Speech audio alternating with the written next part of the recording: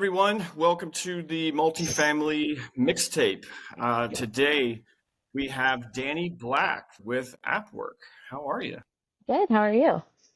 I am doing very well.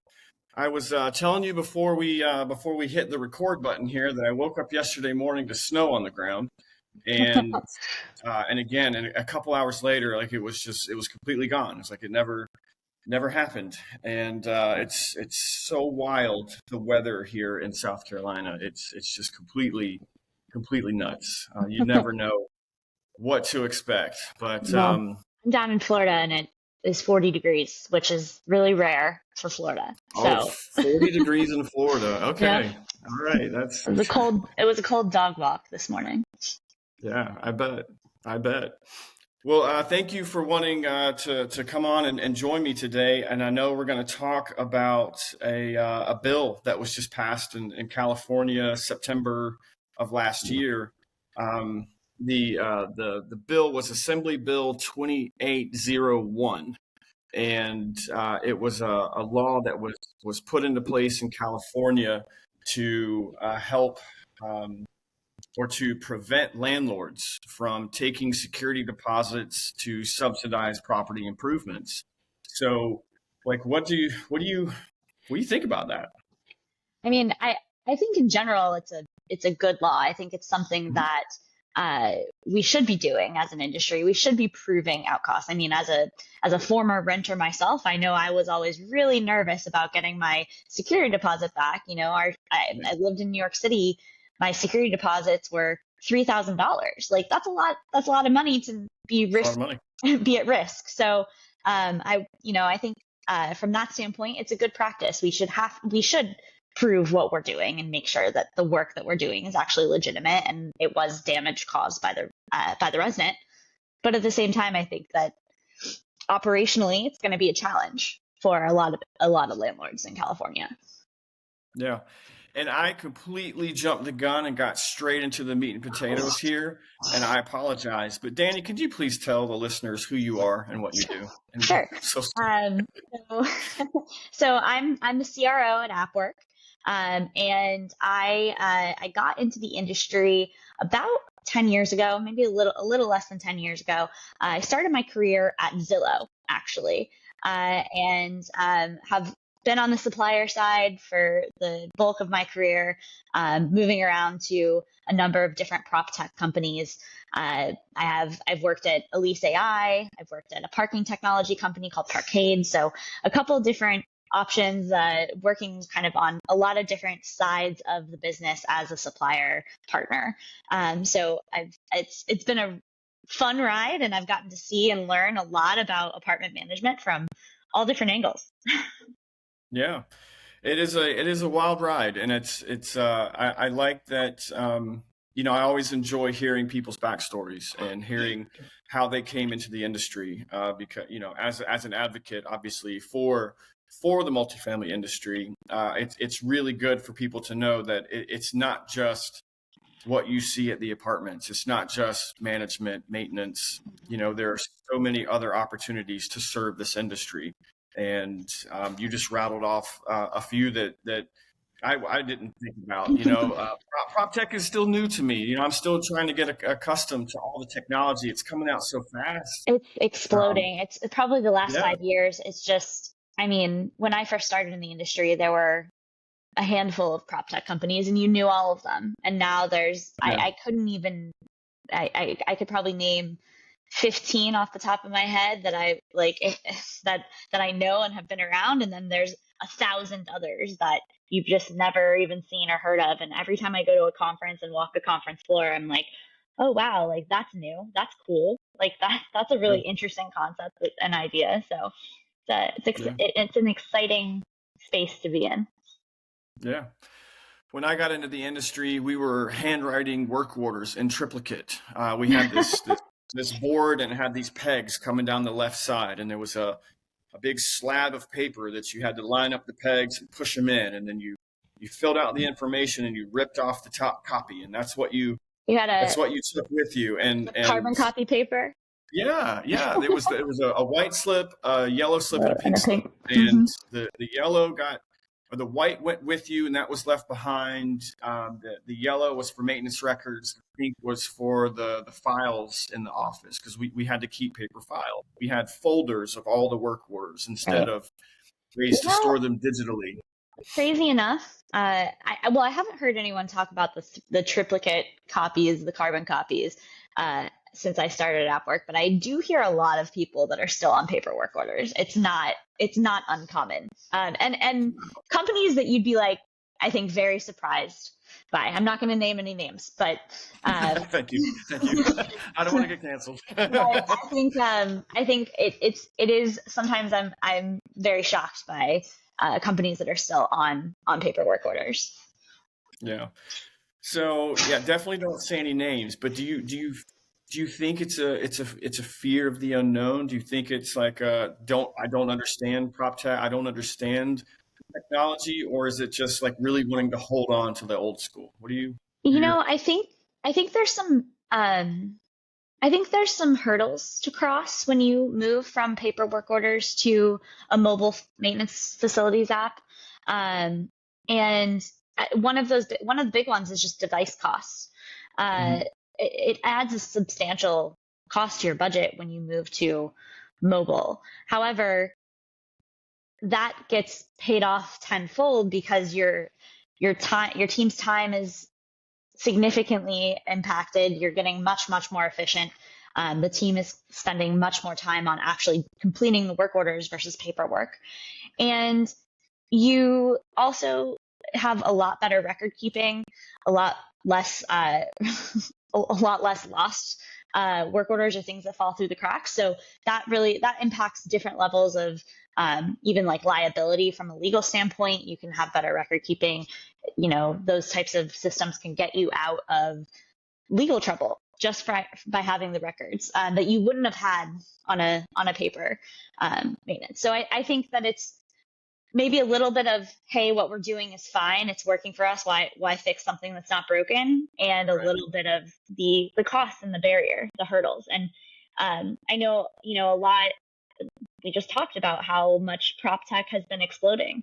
Well, they've been focused on other priorities, right? And maintenance, and having your team switch over from a system that has been working for you to something completely new is a large shift, and it's something that takes time and has to have the right type of focus internally, and that is not always something that people were ready to do. I think this year and next year are going to really be the turning points for that. There's a lot of interest in we've gotten a lot of interest in AppWork just because of, I think, some of the things like AB2801 that are kind of forcing the issue, because that law would be really difficult to to comply with without some kind of mobile technology. So I think I think we're getting there, but Mhm. there are definitely still companies that are using paper. Wow. Wow. Well, let's segue. Let's go right back into AB 2801 and the implications. You kind of touched on it a second ago about the burden that it's going to put on the on-site staff. So there's two major dates like with this law, and I'm reading this straight from the California's website. Effective July 1st, 2025, the law mandates that landlords can only deduct from tenant security deposit for costs necessary to restore the property to its original condition at the start of tenancy, excluding normal wear and tear. This includes expenses for materials, contractor services, or professional cleaning. What does that mean to the on-site staff? I mean, I think that it means that they have to keep track of a lot of additional things now. Right. So there's a lot of things that they didn't necessarily have to keep track of, and now they have to calculate things on for their security deposits that they never had to do before. They were never required to take before and after photos, and certainly not required of taking photos of the repair. Now, were some companies doing it? Absolutely. And those companies are very well positioned to already be in compliance. Although there's even still some aspects of this law in terms of the reporting that's required to the resident that will still make compliance challenging, even if you were already in the practice of taking those photos. But I think as a whole, from what we're hearing from companies we're speaking with, this is a big challenge for them because their teams, their maintenance teams, are typically used to going out and doing an inspection, maybe snapping some photos, but only snapping photos if something was already in need of repair, not taking really like before photos of everything. So now you've just lengthened the time of your inspections. If you're not using a facilities app, you need to figure out a way to store all of these high resolution photos. You need to have them labeled appropriately. And you can just imagine that without a tool to do that with, it's going to get lost. Like if you're trying to use a digital camera and upload those things to a Dropbox and then have someone go in and label what everything is, like that's going to get super tedious really quickly. You probably have 100, 150 photos for every inspection, at least, depending on the size of the unit. So that's a lot. That's a lot of storage costs. So there's a lot to this that, from an operations standpoint, gets really challenging really quickly for especially large property management companies. Right. So the second date that with this is starting April 1st. Landlords are required to photograph the premises after a tenant moves out, but before any repairs or cleaning are conducted, as well as after completing any necessary work. These photographs must be provided to the previous resident, along with an itemized statement detailing any deductions made from the security deposit. A lot of this, to me, obviously, there's tons of redundancy, right? I mean, you've got to take a picture of something before you do it. You got to take a picture of the repair after you've done it to prove that there was a repair needed or that it was done. But I wonder, or I worry about turn times. Is this potentially going to affect the length of time that it may take to get an apartment turned over or ready for the next resident if you have to take these before and after photos? I think it could. I think it depends on what the process is already for a manager. I think a standard practice is already to do move in and move out inspections. And so if you can combine those move in and move out inspections with this process, then it doesn't have to like significantly lengthen. It might lengthen by a half a day, but I don't know that you're going to have extremely lengthened processes unless you're not already in the habit of doing these types of inspections. Yeah. What do you think, Mark? I mean, I being on the side of it, trying to schedule contractors and trying to schedule people to come in. And I mean, I'd love to say that the industry as a whole has it figured out, and that we sometimes we love to help and want to have it figured out, but I think our industry doesn't always. I think it's realistic. Yeah. I mean, if it was like, hey, I have this move out report. These are the dates that somebody's moving out, and I can get everything scheduled on the day after, then sure. But it doesn't work like that now anymore. I mean, it's you have a move out date, and unfortunately, a lot of this people are holding over. They refuse to leave. If there's people involved in an eviction process, sometimes those dates aren't so clear, and so it could affect. Now, granted, I'm thinking about the worst things, but being on site as long as I have, I tend to go. Yeah. Right, because those are the things that really impact, right? Those are the things that can have the largest impact. Is the worst case scenarios, is edge cases. Yeah. But people may be thinking like, well, this is out in California. What is the right coast, the East Coast have to do with anything coming out of California? But again, before you and I hit the record button, we talked about 3 other states that laws like this are already in discussion. Yeah, so I think California in general tends to be the first mover on things like this, on tenant-friendly laws.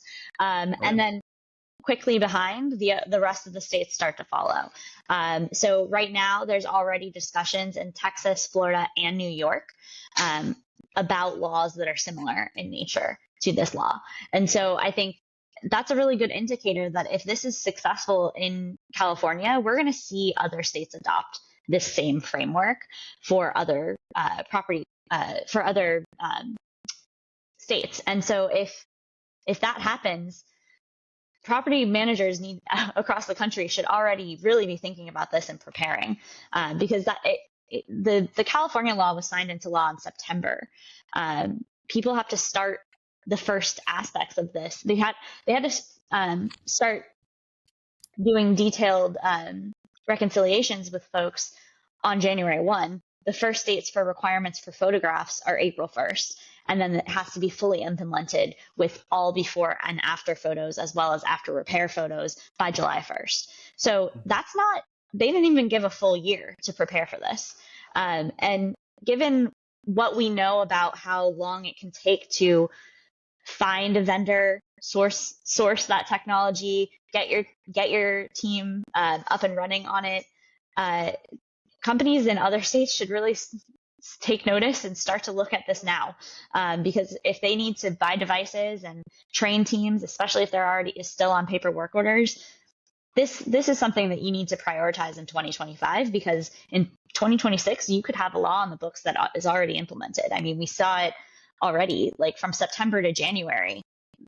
In January it took effect, so that's only 4 months. That's not a lot of time to prepare.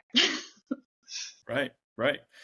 So we talked about some of the things you touched briefly on, AppWork and some of the services that AppWork has that can help with these types of programs or inspections to keep property management companies, keep on-site staff, keep you compliant. So what are some of the tools and tricks that AppWork specifically could help with? So AppWork as a whole is a maintenance operations software. And so we try to do everything as it pertains to maintenance. And so already AppWork is actually set up to be compliant with AB 2801. If you're using AppWork, you're good. You can create move-in inspections that require photos at every point. You can create move-out inspections that require photos at every point. And then we also can link those two inspections together on a comparison report.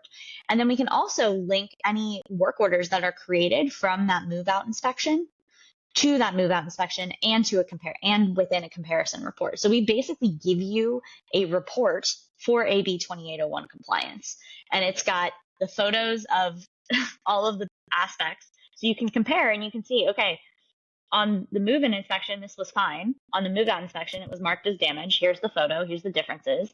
And now here's the work order that was generated, and here's the repair, and here's the photo of that repair. And so you've got everything, and it's just as easy as running your standard maintenance process.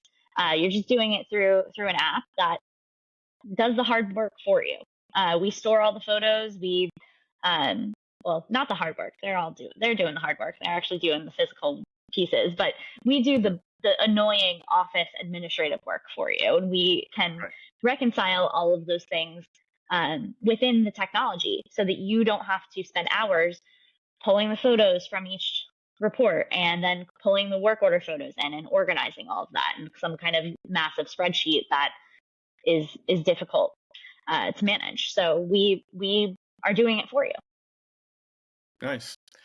So as far as AppWork and adaptability, if you have, however many thousands of management companies there are and owner groups across the country, no two owners, managers are alike. Are these reports, are these inspections, can they be adapted to my company specifically? Can I, if there's certain things that I need to inspect for compliance with my own company, like can I tailor it directly to what I need it to do? Yeah, great question. Yes, the answer is yes. We work off of inspection templates. Everything is customizable. So you can build out your inspection template to be exactly what you need. And those two things can be, I mean, even if your move-in inspection is different from your move-out inspection, we have a way for you to reconcile that on the reconciliation report, and we can map those inspections together in a way that you can still get all the information you need, even if you have slightly different move-in and move-out inspection templates. So it's very customizable. We know that that not even just property management companies operate differently. Sometimes property by property within a property management company, they're operating differently. So they have different attributes, right? They have different amenities, different things that they need to be checking out, different heating systems, different HVAC. So we can tailor that to the property. And our settings are really easy to manage. It's something that you as a user could do, or it's something that you can have our team do, and you can just give us a spreadsheet and say, I want all of this in there, and we'll build it out. Wow. That sounds like you're almost making it too easy. I mean, there's a reason we have clients that have never left. Most of our clients, I think all of our clients, we've never had a client leave us yet. So. Wow. That's amazing. And, coming from someone like myself who started off in the maintenance industry, again, back when there were handwritten work orders and things, I love technology. I think technology is amazing. I'm in the age group of people who got to see technology start from nothing to what it is today. And some of it scares me.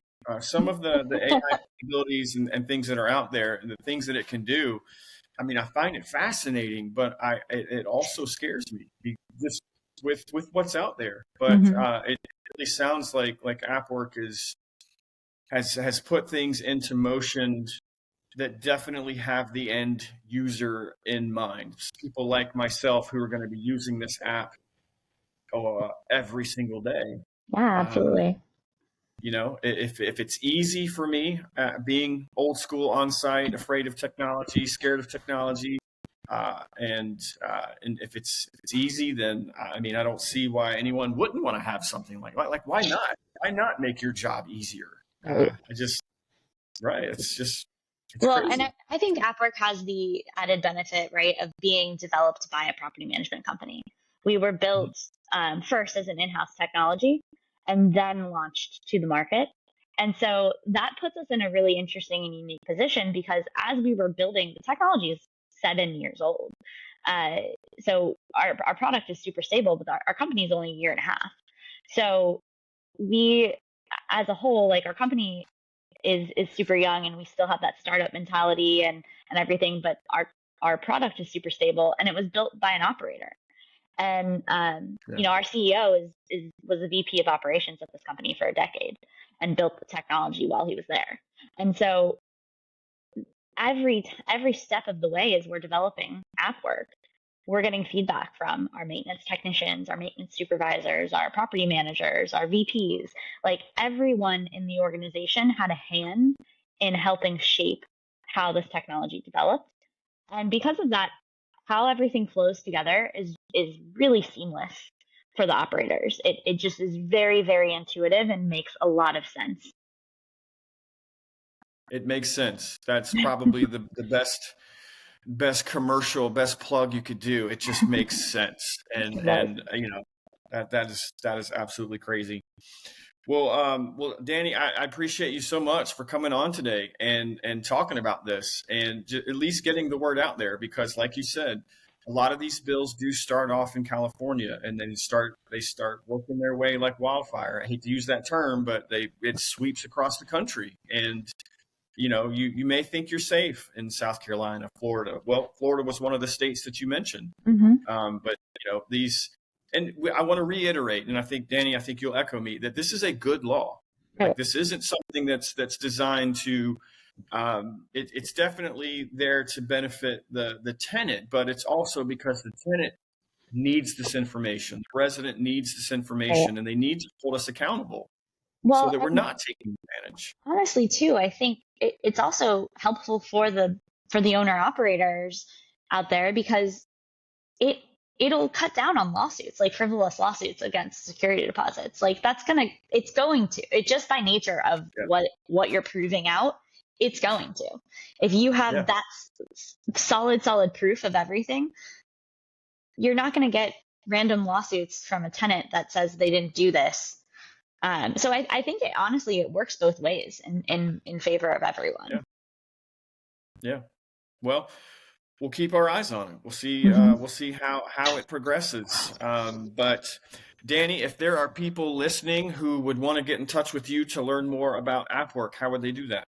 Yeah, so you can reach me at Dani, Dani, at appworkco.com.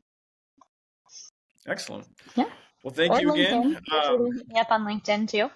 Love Yeah. a good LinkedIn conversation. Yeah, absolutely. Absolutely. LinkedIn, I remember when it first came out, and it was like a professional version of stalking, but now it seems to have I'd say it seems to have a purpose. I enjoy LinkedIn now more than the other social sites out there, but It's it's a good one. it's less. I get less depressed when I read LinkedIn than I do when I'm reading the other socials. Right, right. Absolutely.